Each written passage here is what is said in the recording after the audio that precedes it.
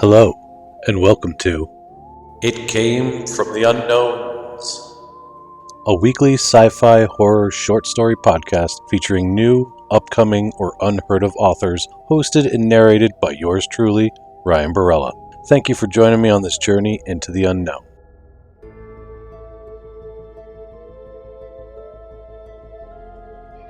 Thank you for joining us for our second episode in our royalty-free preview series. Just to kind of give everybody an idea how it's going to go, how it'll sound. I'm going to hopefully improve as time goes on. And we're going to have some fun and get some stories out there. This next one that I've got coming up is a real fun one from Phillip K. Dick. Again, I hadn't heard of it before, and I've read a little bit of his. It's just one that escaped my radar.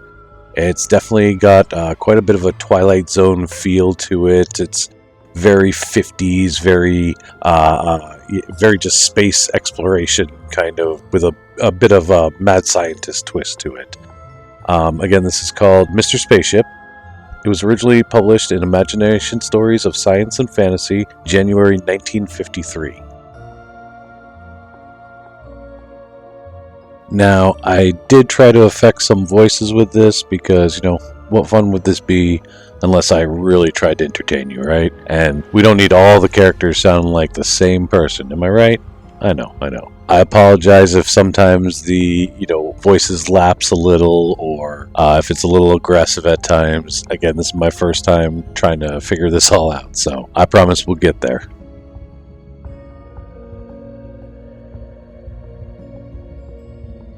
If you do like what you hear and you'd like to support us, feel free to check out our Patreon over at patreon.com/It Came from the Unknowns.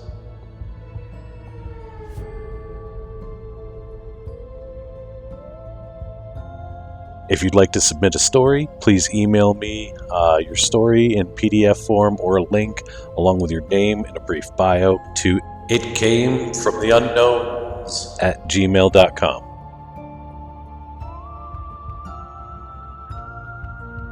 For now, get cozy, turn the lights down low, and let's get prepared to take a journey into the unknowns.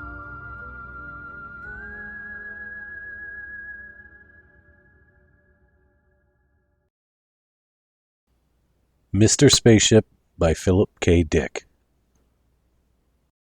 Kramer leaned back. You can see the situation. How can we deal with a factor like this? The perfect variable. Perfect? Prediction should still be possible. A living thing still acts from necessity, the same as inanimate material. But the cause-effect chain is more subtle. There are more factors to be considered. The difference is quantitative, I think. The reaction of the living organism parallels natural causation, but with greater complexity. Gross and Kramer looked up at the board plates suspended on the wall, still dripping, the images hardening into place. Kramer traced a line with his pencil. See that? It's a pseudopodium. They're alive, and so far a weapon we can't beat. No mechanical system can compete with that, simple or intricate. We'll have to scrap the Johnson control and find something else. Meanwhile, the war continues as it is. Stalemate, checkmate. They can't get to us, and we can't get through their living minefield. Kramer nodded. It's a perfect defense, for them, but there still might be one answer. What's that? Wait a minute. Kramer turned to his rocket expert, sitting with the charts and files. The heavy cruiser that returned this week, it didn't actually touch, did it? It came close, but there was no contact. Correct, the expert nodded. The mine was 20 miles off. The cruiser was in space drive, moving directly towards Proxima, line straight, using the Johnson control, of course. It had deflected a quarter of an hour earlier for reasons unknown. Later it resumed its course. That was when they got it. It shifted, Kramer said. But not enough. The mine was coming along after it, trailing it. It's the same old story, but I wonder about the contact. Here's our theory, the expert said. We keep looking for contact, a trigger in the pseudopodium, but more likely we're missing a psychological phenomena, a decision without any physical correlative. We're watching for something that isn't there. The mine decides to blow up. It sees our ship, approaches, then decides. Thanks, said Kramer, turning to Gross. Well, that confirms what I'm saying. How can a ship guided by automatic relays escape a mine that decides to explode? The whole theory of mine penetration is that you must avoid tripping the trigger. But here, the trigger is a state of mind in a complicated, developed life form. The belt is 50,000 miles deep, Gross added. It solves another problem for them, repair and maintenance. The damn things reproduce, fill up the spaces by spawning into them. I wonder what they feed on. Probably the remains of our first line. The big cruisers must be a delicacy. It's a game of wits between a living creature and a ship piloted by automatic relays. The ship always loses. Kramer opened a folder. I'll tell you what I suggest. Go on, Gross said. I've already heard 10 solutions today. What's yours? Mine is very simple. These creatures are superior to any mechanical system, but only because they're alive. Almost any other life form could compete with them, any higher life form. If the Ukes can put out living minds to protect their planets, we ought to be able to harness some of our own life forms in a similar way. Let's make use of the same weapon ourselves. Well, which life form do you propose to use? I think the human brain is the most agile of known living forms. Do you know any better? But no human being can withstand outspace travel. A human pilot would be dead of heart failure long before the ship got anywhere near Proxima. But we don't need the whole body, Kramer said. We only need the brain. What? The problem is to find a person of high intelligence who would contribute in the same manner that eyes and arms are volunteered. But a brain? Technically, it could be done. Brains have been transferred several times when body destruction made it necessary.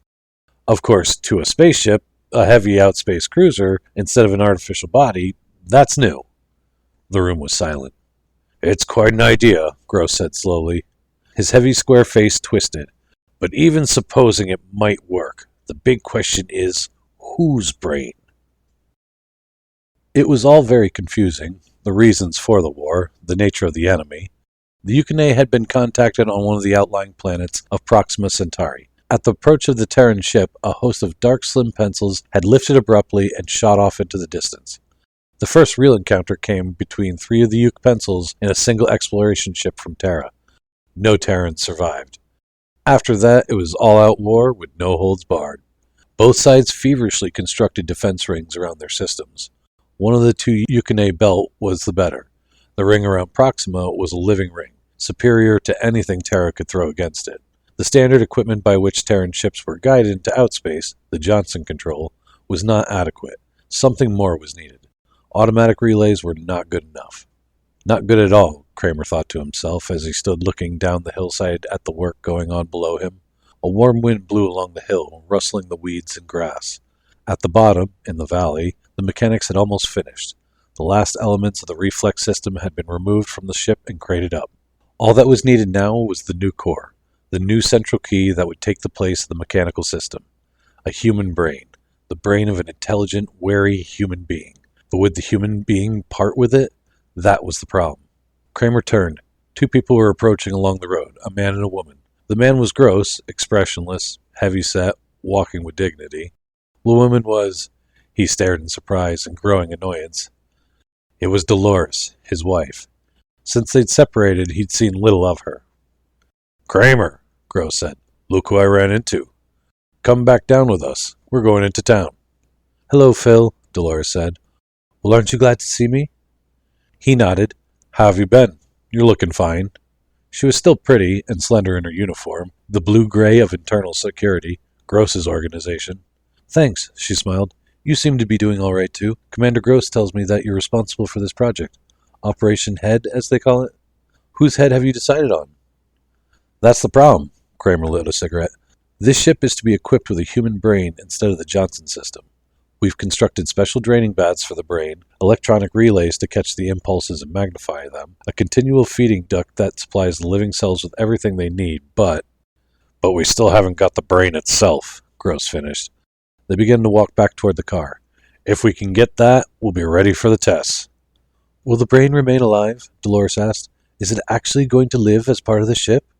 It will be alive, but not conscious. Very little life is actually conscious. Animals, trees, insects are quick in their responses, but they aren't conscious. In this process of ours, the individual personality, the ego, will cease. We only need the responsibility, nothing more. Dolores shuddered. How terrible. In time of war, everything must be tried, Kramer said absently. If one life sacrifice will end the war, it's worth it. This ship might get through. A couple more like it, and there wouldn't be any more war. For a long time, the two of them stood studying the small wood house, overgrown with ivy, set back on the lot behind an enormous oak. The little town was silent and sleepy. Once in a while, a car moved slowly along the distant highway, but that was all. "This is the place," Gross said to Kramer. He folded his arms. "Quite a quaint little house." Kramer said nothing. The two security agents behind them were expressionless. Gross started toward the gate. "Let's go. According to the check, he's still alive, but very sick. His mind is agile, however. That seems to be certain. It said he doesn't leave the house. A woman takes care of his needs. He's very frail." They went down the stone walk and up onto the porch. Gross rang the bell. They waited. After a time, they heard slow footsteps. The door opened. An elderly woman in a shapeless wrapper studied them impassively. "Security," Gross said, showing his card. "We wish to see Professor Thomas." "Why?" "Government business." He glanced at Kramer. Kramer stepped forward. "I was a pupil of the professor's," he said. "I'm sure he won't mind seeing us." The woman hesitated uncertainly. Gross stepped into the doorway. "All right, Mother. This is wartime. We can't stand out here." The two security agents followed him, and Kramer came reluctantly behind, closing the door. Gross stalked down the hall until he came to an open door. He stopped, looking in. Kramer could see the white corner of a bed, a wooden post, and the edge of a dresser. He joined Gross. In the dark room, a withered old man lay propped up on one endless pillow. At first it seemed as if he were asleep. There was no motion or sign of life. But after a time, Kramer saw with a faint shock that the old man was watching them intently, his eyes fixed on them, unmoving, unwinking. "Professor Thomas?" Gross said. "I'm Commander Gross of Security. This man with me is perhaps known to you." The faded eyes fixed on Kramer. "I know him. Phillip Kramer. You've grown heavier, boy." The voice was feeble, the rustle of dry ashes. "Is it true you're married now?" "Yes, I'm married to Dolores French. You remember her." Kramer came towards the bed. "But we're separated. It didn't work out very well. Our careers—" "What we came here about, Professor," Gross began, but Kramer cut him off with an impatient wave. "Let me talk. Can't you and your men get out of here long enough to let me talk to him?" Gross swallowed. "All right, Kramer." He nodded to the two men. The three of them left the room, going out into the hall and closing the door after them. The old man in the bed watched Kramer silently. "I don't think much of him," he said at last. "I've seen his type before. What's he want?" "Nothing. He just came along. Can I sit down?" Kramer found a stiff, upright chair beside the bed. "If I'm bothering you—" "No, I'm glad to see you again, Phillip, after so long. I'm sorry your marriage didn't work out." "How have you been?" "I've been very ill. I'm afraid that my moment on the world stage has almost ended." The ancient eyes studied the younger man reflectively. "You look as if you've been doing well. Like everyone else, I thought highly of you. You've gone to the top in this society." Kramer smiled. Then he became serious. "Professor, there's a project we're working on that I want to talk to you about. It's the first ray of hope we've had in this whole war. If it works, we may be able to crack the Uke defenses, get some ships into their system. If we can do that, the war might be brought to an end." "Go on. Tell me about it if you wish." "It's a long shot, this project. It may not work at all, but we have to give it a try." "It's obvious you came here because of it," Professor Thomas murmured. "I'm becoming curious. Go on." After Kramer finished, the old man lay back in bed without speaking. At last he sighed. "I understand. A human mind taken out of a human body." He sat up a little, looking at Kramer. "I suppose you're thinking of me?" Kramer said nothing. "Before I make my decision, I want to see the papers on this, the theory, an outline of construction. I'm not sure I like it. For reasons of my own, I mean. But I want to look at the material, if you'll do that." "Certainly." Kramer stood up and went to the door. Gross and two security agents were standing outside, waiting tensely. "Gross, come inside." They filed into the room. "Give the professor the papers," Kramer said. "He wants to study them before deciding." Gross brought a file out of his coat pocket, a manila envelope. He handed it to the old man on the bed. "Here it is, Professor. You're welcome to examine it. Will you give us your answer as soon as possible? We're very anxious to begin, of course." "I'll give you my answer when I've decided." He took the envelope with a thin, trembling hand. "My decision depends on what I find out from these papers. If I don't like what I find, then I will not become involved with this work in any shape or form." He opened the envelope with shaking hands. "I'm looking for one thing." "What is it?" Gross said. "That's my affair. Leave me a number by which I can reach you when I've decided." Silently, Gross put his card down on the dresser. As they went out, Professor Thomas was already reading the first of the papers, the outline of the theory. Kramer sat across from Dale Winter, his second in line. "What then?" Winter said. He's going to contact us, Kramer scratched with a drawing pen on some paper. I don't know what to think. What do you mean? Winter's good-natured face was puzzled. Look. Kramer stood up, pacing back and forth, his hands in his uniform pockets. He was my teacher in college. I respected him as a man as well as a teacher. He was more than a voice, a talking book. He was a person, a calm, kindly person I could look up to. I always wanted to be like him someday. Now look at me. So? Look at what I'm asking. I'm asking for his life, as if he were some kind of laboratory animal kept around in a cage. Not a man, a teacher at all. Do you think he'll do it? I don't know. Kramer went to the window. He stood looking out. In a way, I hope not. But if he doesn't, then we'll have to find somebody else. I know. There would be somebody else. Why did Dolores have to... The vidphone rang. Kramer pressed the button. This is Gross. The heavy features formed. The old man called me, Professor Thomas. What did he say? He knew. He could already tell by the sound of Gross's voice. He said he'd do it. I was a little surprised myself, but apparently he means it. We've already made arrangements for his admission to the hospital. His lawyer is drawing up the statement of liability. Kramer only half heard. He nodded wearily. All right, I'm glad. I suppose we can go ahead then. You don't sound very glad. I wonder why he decided to go ahead with it. He was very certain about it, Gross sounded pleased. He called me quite early. I was still in bed. You know, this calls for a celebration. Sure, Kramer said. It sure does. Toward the middle of August, the project neared completion. They stood outside in the hot autumn heat, looking up at the sleek metal sides of the ship. Gross thumped the metal with his hand. Well, it won't be long. We can begin the test at any time. Tell us more about this, an officer in gold braid said. It's such an unusual concept. Is there really a human brain inside the ship? A dignitary asked, a small man in a rumpled suit. And is the brain actually alive? Gentlemen, this ship is guided by a living brain instead of the usual Johnson relay control system. But the brain is not conscious. It will function by reflex only. The practical difference between it and the Johnson system is this. A human brain is far more intricate than any man-made structure, and its ability to adapt itself to a situation, to respond to danger, is far beyond anything that could be artificially built. Gross paused, cocking his ear. The turbines of the ship were beginning to rumble, shaking the ground under them with a deep vibration. Kramer was standing a short distance away from the others, his arms folded, watching silently. At the sound of the turbines, he walked quickly around the ship to the other side. A few workmen were clearing away the last of the waste, the scraps of wiring and scaffolding. They glanced up at him and went on hurriedly with their work. Kramer mounted the ramp and entered the control cabin of the ship. Winter was sitting at the controls with a pilot from space transport. How's it look? Kramer asked.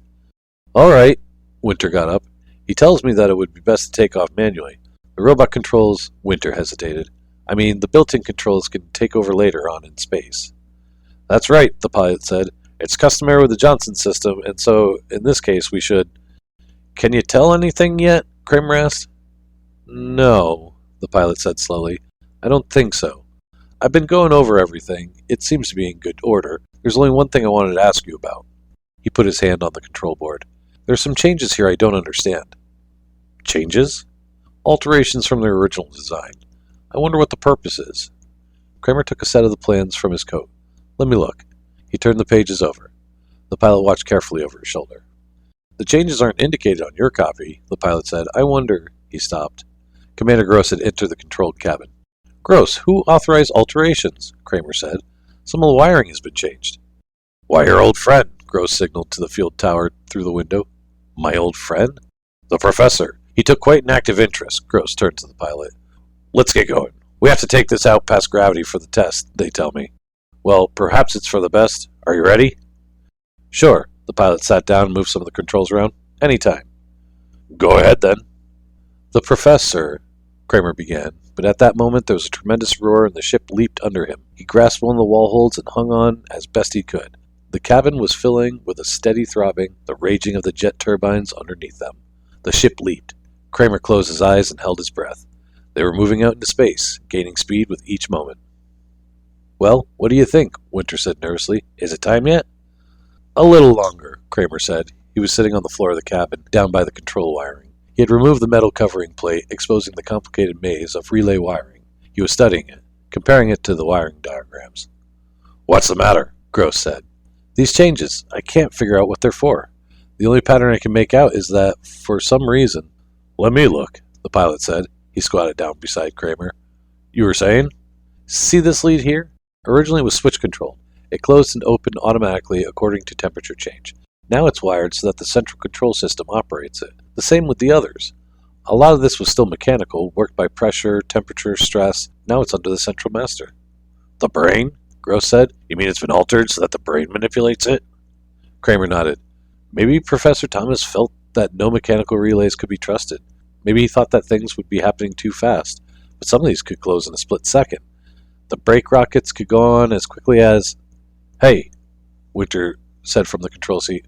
We're getting near the moon stations. What'll I do? They looked out the port. The corroded surface of the moon gleamed up at them, a corrupt and sickening sight. They were moving swiftly toward it. I'll take it, the pilot said. He eased Winter out of the way and strapped himself into place. The ship began to move away from the moon as he manipulated the controls. Down below them, they could see the observation stations dotting the surface, and tiny squares that were the openings of the underground factories and hangars. A red blinker winked up at them, and the pilot's fingers moved on the board in answer. We're past the moon, the pilot said, after a time. The moon had fallen behind them. The ship was heading into outer space. Well, we can go ahead with it. Kramer did not answer. Mr. Kramer, we can go ahead any time. Kramer started. Sorry, I was thinking. All right, thanks. He frowned, deep in thought. What is it? Gross asked. The wiring changes. Did you understand the reason for them when you gave the okay to the workmen? Gross flushed. You know I know nothing about technical material. I'm in security. Then you should have consulted me. What does it matter? Gross grinned wryly. We're going to have to start putting our faith in the old man sooner or later. The pilot stepped back from the board. His face was pale and set. Well, it's done, he said. That's it. What's done? Kramer said. We're on automatic. The brain. I turned the board over to him, the old man. The pilot lit a cigarette and puffed nervously. Let's keep our fingers crossed. The ship was coasting evenly in the hands of its invisible pilot. Far down inside the ship, carefully armored and protected, a soft human brain lay in a tank of liquid, 1,000 minute electric charges playing over its surface. As the charges rose, they were picked up and amplified, fed into relay systems, advanced, carried on through the entire ship. Gross wiped his forehead nervously. So he is running it now? I hope he knows what he's doing. Kramer nodded enigmatically. I think he does. What do you mean? Nothing. Kramer walked to the port. I see we're still moving in a straight line. He picked up the microphone. We can instruct the brain orally through this. He blew against the microphone experimentally. Go on, Winter said. Bring the ship around half right, Kramer said. Decrease speed. They waited. Time passed. Gross looked at Kramer. No change. Nothing. Wait. Slowly the ship was beginning to turn. The turbines missed, reducing their steady beat. The ship was taking up its new course, adjusting itself. Nearby some space debris rushed past, incinerating in the blast of the turbine jets. So far, so good, Gross said. They began to breathe more easily. The invisible pilot had taken control smoothly, calmly. The ship was in good hands. Kramer spoke a few more words into the microphone, and they swung again. Now they were moving back the way they had come, toward the moon. Let's see what he does when we enter the moon's pull, Kramer said. He was a good mathematician, the old man. He could handle any kind of problem. The ship veered, turning away from the moon. The great eaten-away globe fell behind them. Gross breathed a sigh of relief. That's that. One more thing. Kramer picked up the microphone. Return to the moon and land the ship at the first space field, he said into it. Good Lord, Winter murmured. Why are you... Be quiet. Kramer stood, listening. The turbines gasped and roared as the ship swung full around, gaining speed. They were moving back towards the moon again. The ship dipped down, heading toward the great globe below. We're going a little fast, the pilot said. I don't see how he can put down at this velocity. The port filled up as the globe swelled rapidly. The pilot hurried toward the board, reaching for the controls. All at once the ship jerked. The nose lifted and the ship shot out into space away from the moon, turning at an oblique angle. The men were thrown to the floor by the sudden change in course. They got to their feet again, speechless, staring at each other. The pilot gazed down at the board. It wasn't me. I didn't touch a thing. I didn't even get to it. The ship was gaining speed each moment. Kramer hesitated. Maybe you better switch it back to manual. The pilot closed the switch. He took hold of the steering controls and moved them experimentally. Nothing. He turned around. Nothing. It doesn't respond. No one spoke. You can see what has happened, Kramer said calmly. The old man won't let go of it now that he has it. I was afraid of this when I saw the wiring changes. Everything in this ship is centrally controlled, even the cooling system, the hatches, the garbage release. We're helpless. Nonsense. Gross strode to the board. He took hold of the wheel and turned it. The ship continued its course, moving away from the moon, leaving it behind. Release, Kramer said into the microphone. Let go of the controls. We'll take it back. Release. No good, the pilot said. Nothing. He spun the useless wheel. It's dead. Completely dead. And we're still heading out, Winter said, grinning foolishly. We'll be going through the first line of defense belt in a few minutes. If they don't shoot us down... We better radio back. The pilot clicked the radio to send. I'll contact the main bases, one of the observation stations. Better get the defense belt. At the speed we're going, we'll be into it in a minute. And after that, Kramer said, we'll be in outer space. He's moving us toward outspace velocity. Is this ship equipped with baths? Baths? Gross said. The sleep tanks, for space drive. We may need them if we go much faster. But good God, where are we going? Gross said. Where is he taking us? The pilot obtained contact. This is Dwight, on chip, he said. We're entering the defense zone at high velocity. Don't fire on us. Turn back, the impersonal voice came through the speaker. You're not allowed in the defense zone. We can't. We've lost control. Lost control? This is an experimental ship. Gross took the radio. This is Commander Gross, security. We're being carried into outer space. There's nothing we can do. Is there any way that we can be removed from this ship? A hesitation. We have some fast pursuit ships that could pick you up if you wanted to jump. The chances are good they'd find you. Do you have space flares?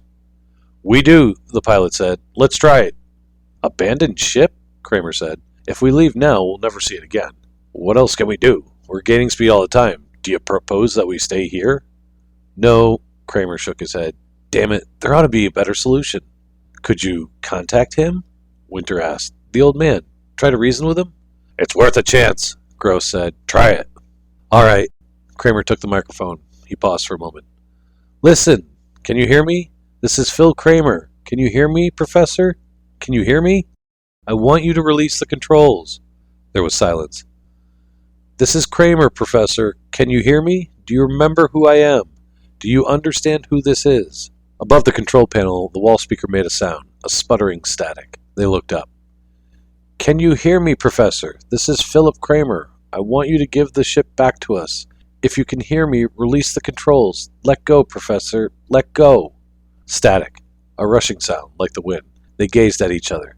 There was silence for a moment. It's a waste of time, Gross said. No, listen. The sputter came again. Then, mixed with the sputter, almost lost in it, a voice came. Toneless, without inflection, a mechanical, lifeless voice from the metal speaker in the wall above their heads. Is it you, Phillip? I can't make you out. Darkness. Who's there? With you. It's me, Kramer. His fingers tightened against the microphone handle. You must release the controls, Professor. We have to get back to Terra. You must. Silence, then the faint, faltering voice came again, a little stronger than before. Kramer. Everything's so strange. I was right, though. Consciousness result of thinking. Necessary result. Cognito ergo sum. Retain conceptual ability. Can you hear me? Yes, Professor. I altered the wiring. Control. I was fairly certain. I wonder if I can do it. Try. Suddenly the air conditioning snapped into operation. It snapped abruptly off again. Down the corridor, a door slammed. Something thudded. The men stood listening. Sounds came from all sides of them. Switches shutting, opening. The lights blinked off. They were in darkness. The lights came back on, and at the same time, the heating coils dimmed and faded. Good God, Winter said. Water poured down on them, the emergency firefighting system. There was a screaming rush of air. One of the escape hatches had slid back, and the air was roaring frantically out into space. The hatch banged closed. The ship subsided into silence. The heating coils glowed into life. As suddenly as it had begun, the weird exhibition ceased. I can do everything, the dry, toneless voice came from the wall speaker. It is all controlled. Kramer, I wish to talk to you. I've been thinking. I haven't seen you in many years. A lot to discuss. You've changed, boy. We have much to discuss. Your wife. The pilot grabbed Kramer's arm. There's a ship standing off our bow. Look. They ran to the port. A slender, pale craft was moving along with them, keeping pace with them. It was signal blinking. A Terran pursuit ship, the pilot said. Let's jump. They'll pick us up. Suits. He ran to a supply cupboard and turned the handle. The door opened and he pulled the suits out onto the floor. Hurry, Gross said. A panic seized them. They dressed frantically, pulling the heavy garments over them. Winter staggered to the escape hatch and stood by it, waiting for the others. They joined him one by one. Let's go, Gross said. Open the hatch. Winter tugged at the hatch. Help me. They grabbed hold, tugging together. Nothing happened. The hatch refused to budge. Get a crowbar, the pilot said. Hasn't anyone got a blaster? Gross looked around frantically. Damn it, blast it open. Pull, Kramer grated. Pull together. Are you at the hatch? The toneless voice came, drifting and eddying through the corridors of the ship. They looked up, staring around them. I sense something nearby, outside. A ship? You are leaving, all of you? Kramer, you are leaving too? Very unfortunate. I had hoped we could talk. Perhaps at some other time you might be introduced to remain. Open the hatch, Kramer said, staring up at the impersonal walls of the ship. For God's sake, open it! There was silence, an endless pause. Then very slowly, the hatch slid back. The air screamed out, rushing past them. One by one they leapt, one after the other, propelled away by the repulsive material of the suits. A few minutes later, they were being hauled aboard the pursuit ship.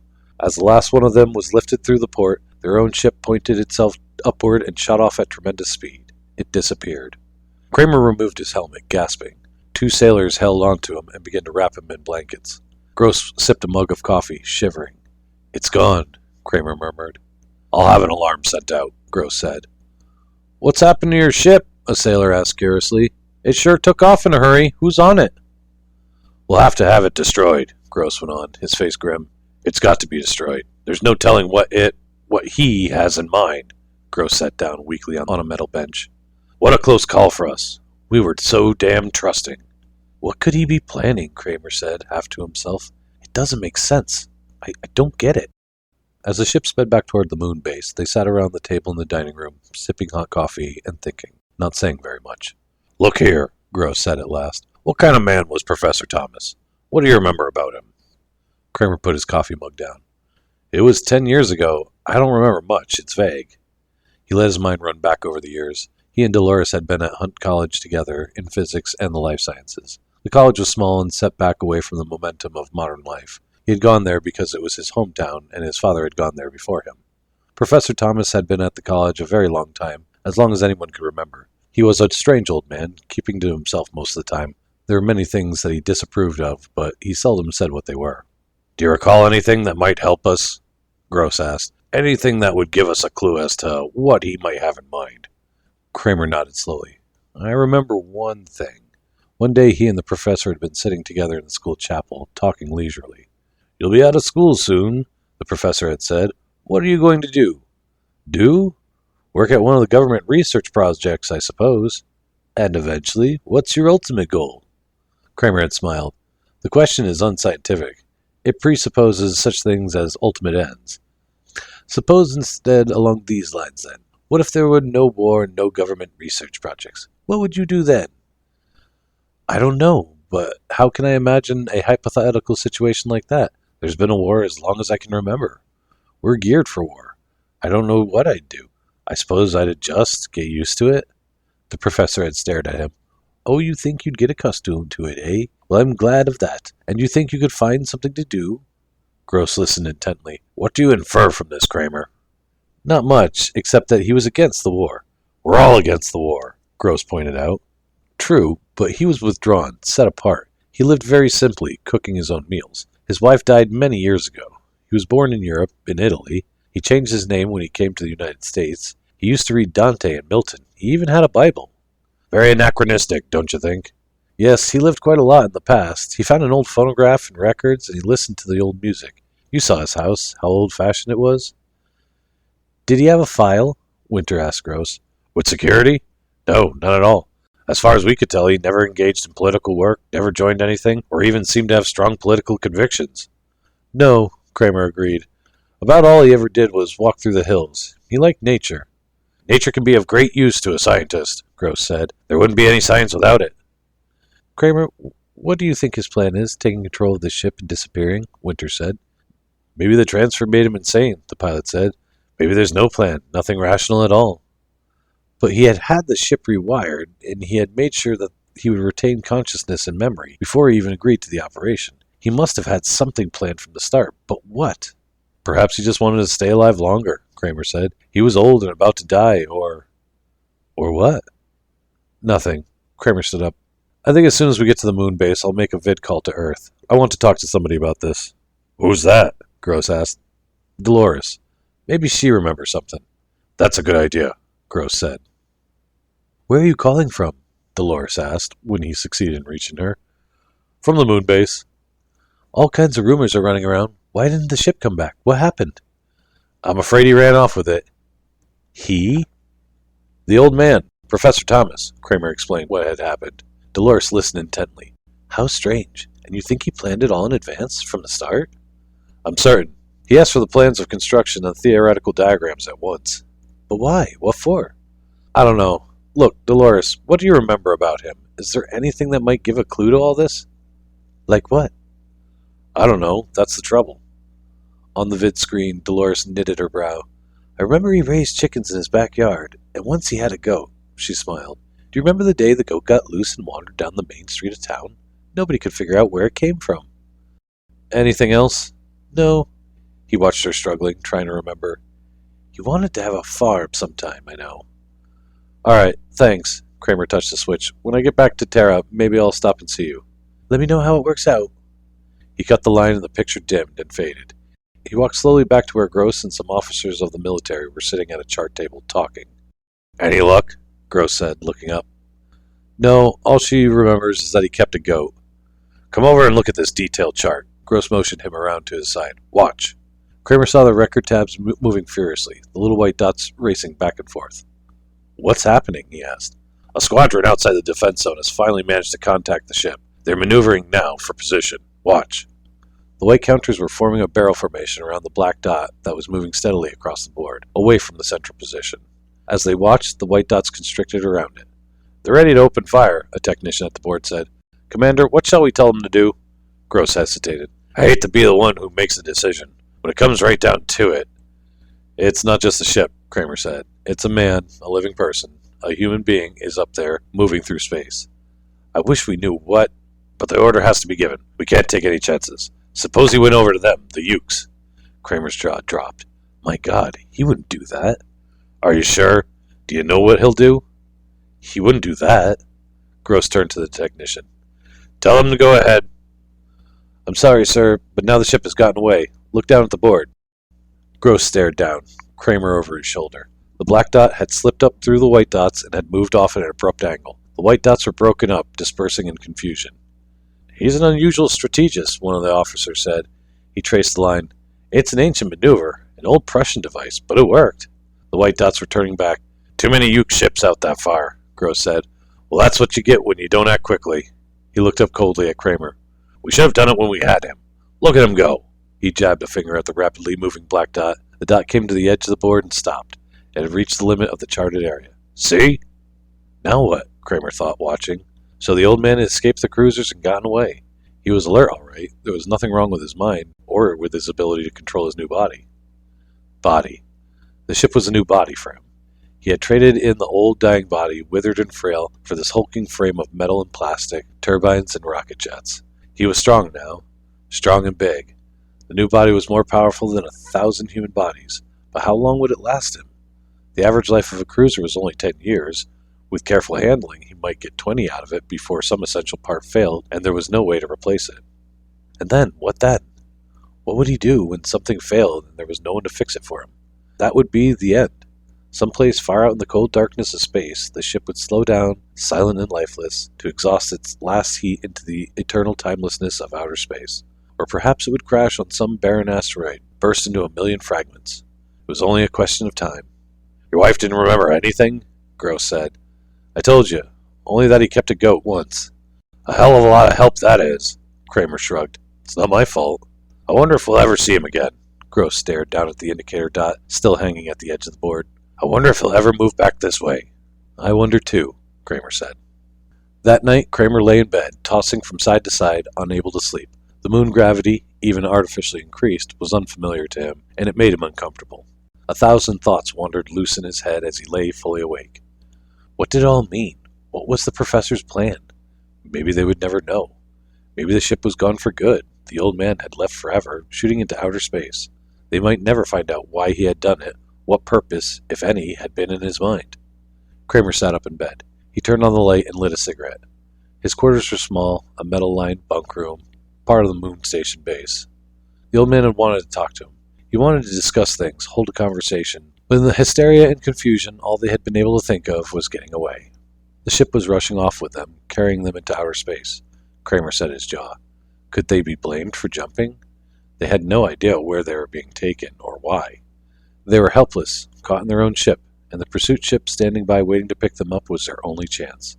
Another half hour, and it would have been too late. What had the old man wanted to say? What had he intended to tell him in those first confusing moments, when the ship around them had come alive, each metal strut and wire suddenly animate, the body of a living creature, a vast metal organism? It was weird, unnerving. He could not forget it, even now. He looked around the small room uneasily. What did it signify, the coming to life of metal and plastic? All at once they found themselves inside a living creature, in its stomach, like Jonah inside the whale. It had been alive and it had talked to them, talked calmly and rationally, as it rushed them off faster and faster into outer space. The wall speaker and circuit had become the vocal cords and mouth, the wiring, the spinal cord and nerves, the hatches and relays and circuit breakers, the muscles. They had been helpless, completely helpless. The ship had, in a brief second, stolen their power away from them and left them defenseless, practically at its mercy. It was not right. It made him uneasy. All his life he had controlled machines, bent nature and the forces of nature to man and man's needs. The human race had slowly evolved until it was in a position to operate things, run them as it saw fit. Now all at once it had been plunged back down the ladder again, prostrate before a power against which they were children. Kramer got out of bed. He put on his bathrobe and began to search for a cigarette. While he was searching, the vidphone rang. He snapped the vidphone on. Yes? The face of the immediate monitor appeared. A call from Tara, Mr. Kramer. An emergency call. Emergency call? From me? Put it through. Kramer came awake, brushing his hair back out of his eyes. Alarm plucked at him. From the speaker, a strange voice came. Phillip Kramer? Is this Phillip Kramer? Yes, go on. This is General Hospital, New York City, Tara. Mr. Kramer, your wife is here. She's been critically injured in an accident. Your name was given to us to call. Is it possible for you to... How badly? Kramer gripped the vidphone stand. Is it serious? Yes, it's serious, Mr. Kramer. Are you able to come here? The quicker you can come here, the better. Yes, Kramer nodded. I'll come. Thanks. The screen died as the connection was broken. Kramer waited a moment, then tapped the button. The screen relit again. Yes, sir, the monitor said. Can I get a ship to Terra at once? It's an emergency. My wife... There's no ship leaving the moon for 8 hours. You'll have to wait until the next period. Isn't there anything I can do? We can broadcast a general request to all ships passing through this area. Sometimes cruisers pass by here returning to Terra for repairs. Will you broadcast that for me? I'll come down to the field. Yes, sir, but there may be no ship in the area for a while. It's a gamble. The screen died. Kramer dressed quickly. He put on his coat and hurried to the lift. A moment later, he was running across the general receiving lobby, past the rows of vacant desks and conference tables. At the door, the sentry stepped aside and he went outside, onto the great concrete steps. The face of the moon was in shadow. Below him, the field stretched out in total darkness, a black void, endless, without form. He made his way carefully down the steps and along the ramp along the side of the field, to the control tower. A faint row of red lights showed him the way. 2 soldiers challenged him at the foot of the tower, standing in the shadows, their guns ready.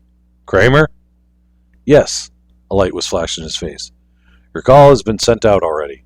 Any luck? Kramer asked. There's a cruiser nearby that has made contact with us. It has an injured jet and is moving slowly back toward Terra, away from the line.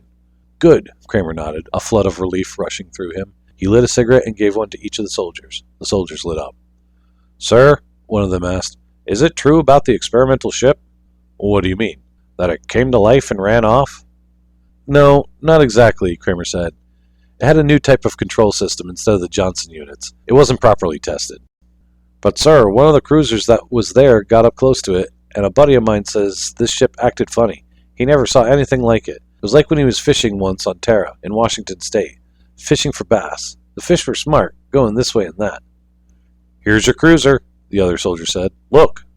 An enormous vague shape was setting slowly down onto the field. They could make nothing out but its row of tiny green blinkers. Kramer stared at the shape.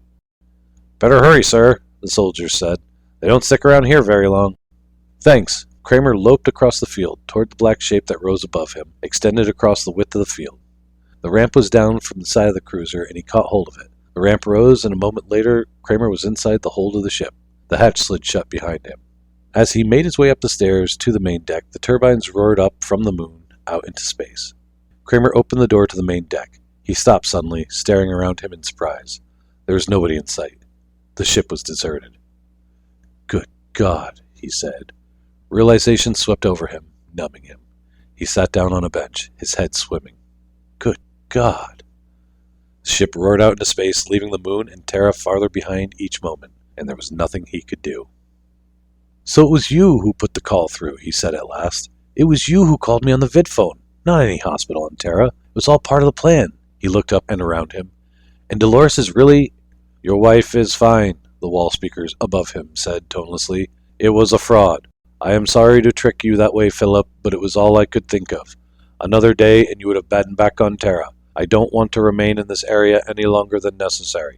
They have been so certain of finding me out in deep space that I have been able to stay here without too much danger. But even the purloined letter was found eventually." Kramer smoked his cigarette nervously. "What are you going to do? Where are we going?" "First, I want to talk to you. I have many things to discuss.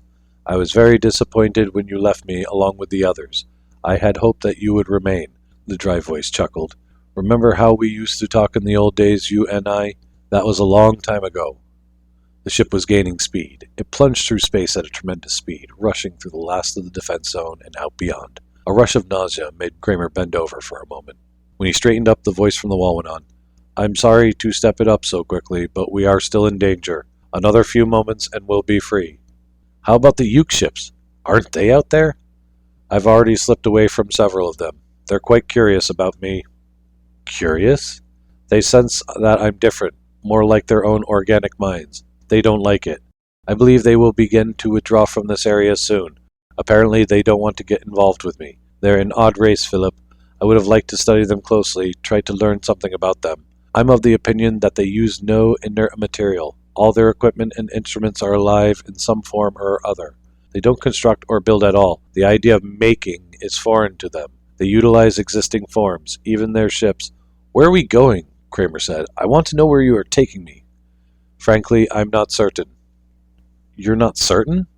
"I haven't worked some details out. There are a few vague spots in my program still, but I think that in a short while I'll have them ironed out." "What is your program?" Kramer said. "It's really very simple, but don't you want to come into the control room and sit? The seats are much more comfortable than that metal bench." Kramer went into the control room and sat down at the control board. Looking at the useless apparatus made him feel strange. "What's the matter?" the speaker above the board rasped. Kramer gestured helplessly. "I'm powerless. I can't do anything, and I don't like it. Do you blame me?" No, I don't blame you, but you'll get your control back soon. Don't worry. This is only a temporary expedient, taking you off this way. It was something I didn't contemplate. I forgot that orders would be given out to shoot me on sight. It was Gross's idea. I don't doubt that. My conception, my plan, came to me as soon as you began to describe your project that day at my house. I saw at once that you were wrong. You people have no understanding of the mind at all. I realized that the transfer of a human brain from an organic body to a complex artificial ship would not involve the loss of the intellectualization faculty of the mind. When a man thinks, he is.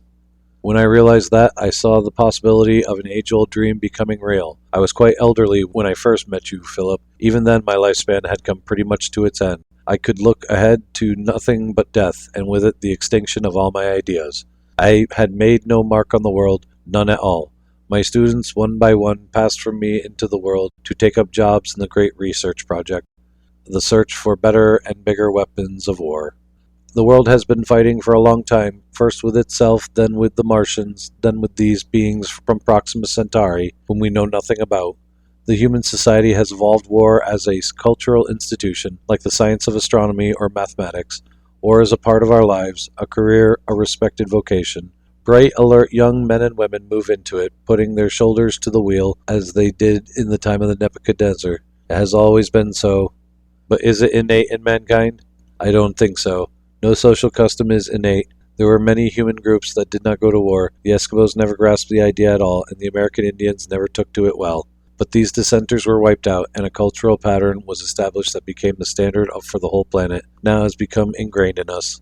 But if some place along the line some other way of settling problems had arisen and taken hold, something different than the massing of men and material to... "What's your plan?" Kramer said. "I know the theory. It was part of one of your lectures." "Yes, buried in a lecture on plant selection, as I recall. When you came to me with this proposition, I had realized that perhaps my conception could be brought to life, after all. If my theory were right, that war is only a habit, not an instinct, a society built up apart from Terra with a minimum of cultural roots might develop differently. If it failed to absorb our outlook, if it could start out on another foot, it might not arrive at the same point to which we have come, a dead end, with nothing but greater and greater wars in sight, until nothing is left but ruin and destruction everywhere.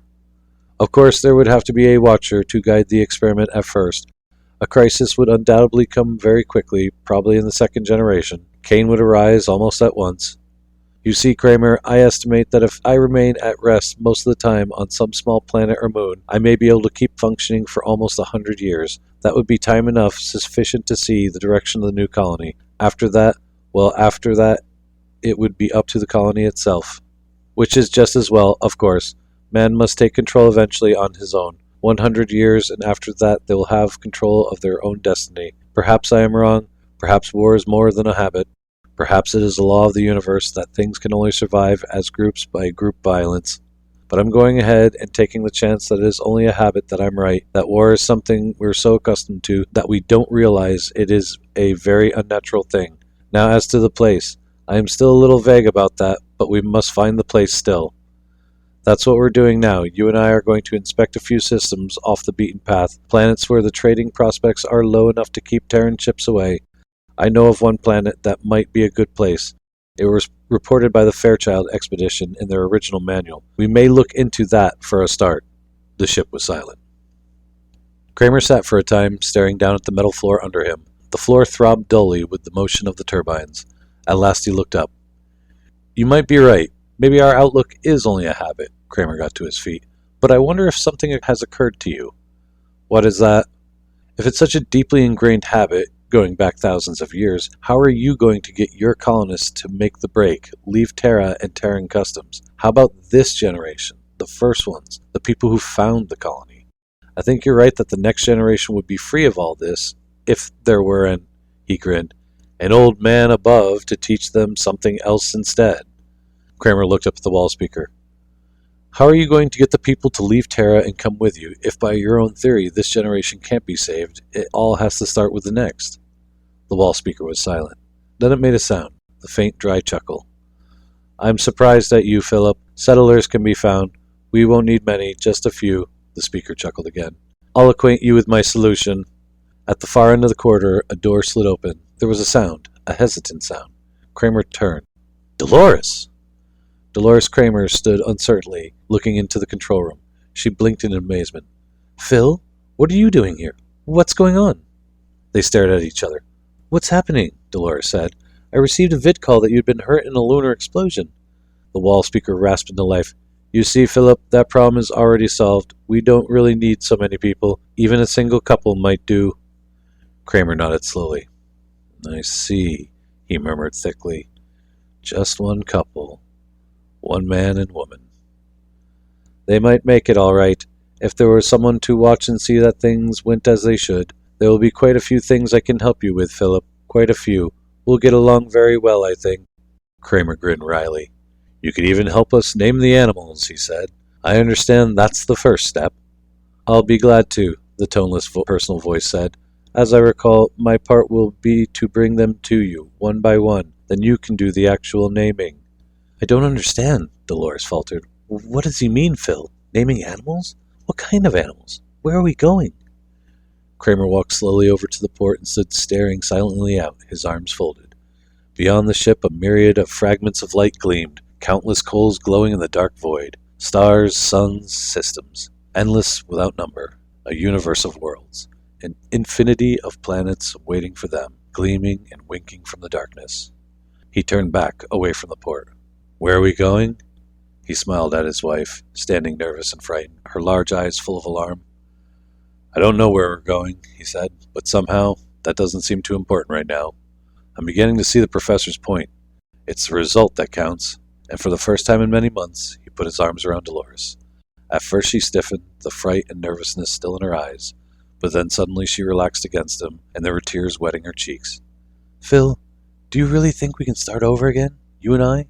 He kissed her tenderly, then passionately, and the spaceship shot swiftly through the endless, trackless eternity of the void. The end.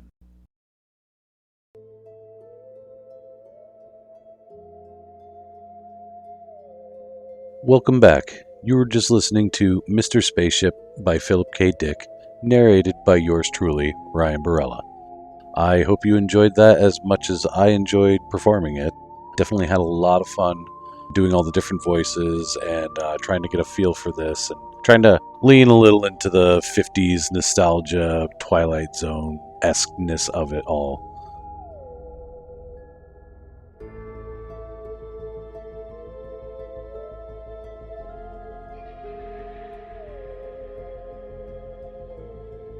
Next week, for the last part of our royalty-free preview series, I'll be doing a spooky short story from H.P. Lovecraft, so be sure to tune in for that.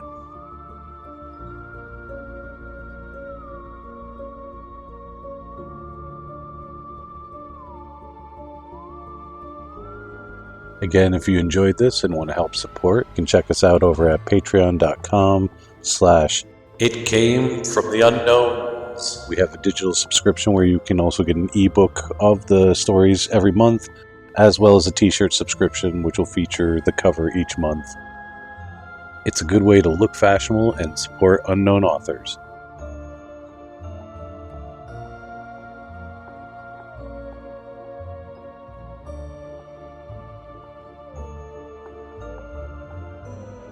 Got a sci-fi or horror short story you'd like to hear narrated? Get your submissions in today. Send your story as a PDF or link to your story along with your name and short bio to itcamefromtheunknowns@gmail.com.